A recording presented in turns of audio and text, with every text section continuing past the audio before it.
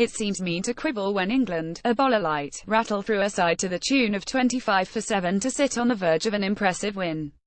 Against the cunning of the new vice-captain, Jimmy Anderson, along with Chris Woakes and Craig Overton, the Callow Cricket Australia 11 were hard-handed and hapless.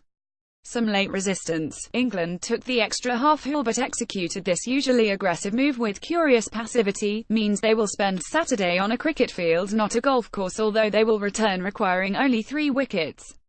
However, that tells the tale of only 7 of the 16 wickets that fell on the third day.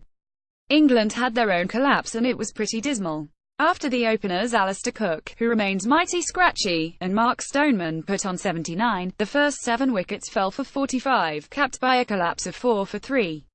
In the first innings, the last 5 had fallen for 22 wickets. Can tumble when the ball is pink. This was a cloudy afternoon, rather than dusk, but England looked ruinously brittle.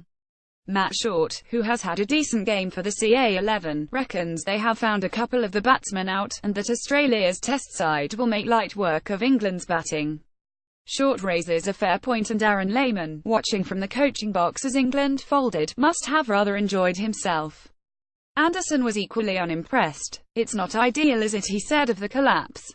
"Hopefully we're getting it out of the way before the test series, but that's something we've got to look at and probably have a chat about after the game. Why it happened and what we could have done differently to stop it happening.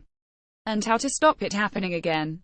Cook's form must be a concern. He battled hard, being beaten on both edges, and seemed fortunate to survive successive LBW appeals on 16.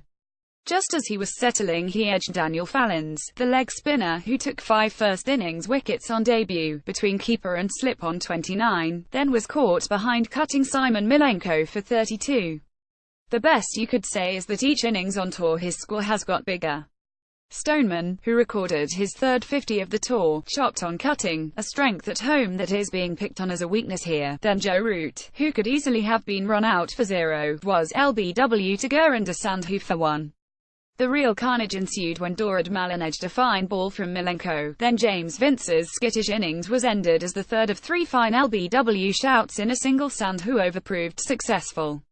Milenko, who ended with 5 for 34 to go with his first innings 50, then had Woakes caught behind an Overton LBW in the same over. The latter had made a pair. From number 6 Johnny Bairstow bailed England out, surely not for the last time on this tour. He was magnificent in uppercutting and lofting an unbeaten 61, with Mason Crane proving a doughty ally in a stand of 70.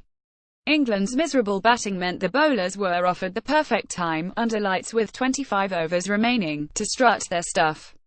Woakes, playing his first pink ball game and vastly improved since Perth, was electric.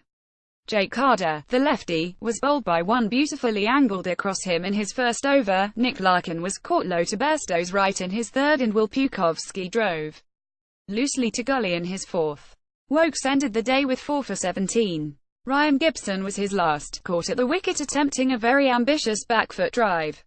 Overton, chest puffed out in Jake Ball's absence and his pair seeming long forgotten, jagged a beauty back from Tim Payne, then had Jason Sangha caught high at second slip. Overton is not express, but he boasts enough tools to trouble at test level. Anderson was worth a wicket and Bairstow gave him 1, juggling an edge from Milenko. The stubborn shortened Sandhu put on 45 to drag England back on Saturday. It is possible England will call for reinforcements regardless of the outcome of Ball's scan, although Tom Curran is now in situ. Most encouragingly of all, Moeen Ali is back bowling.